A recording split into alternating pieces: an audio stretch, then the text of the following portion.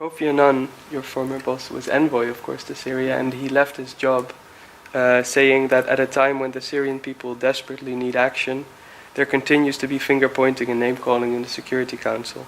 What is your comment on his view that the Security Council inaction comes at the expense of this humanitarian toll? Well, he's right.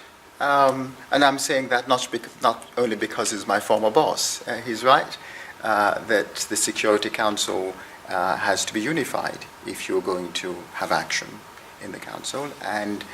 But ultimately, the Security Council is a political body. And it works when you have a unity of interests, foreign policy interests of the 5 permanent members. But what you would hope, and what one would hope, is that the member states would take a broader definition of their national interests, and that in pursuing their national interests, they would also understand that pursuing national interests are not necessarily incompatible with wider international interests or the interests of the global community. But fundamentally, it is a political body, and those interests have to come together. And it takes the hard work of diplomacy to make it happen. In his book Interventions, Kofi Annan also calls for the reform of the Security Council to better represent the geopolitical realities of the present. The Security Council reflects the realities of economic and political power of 1945.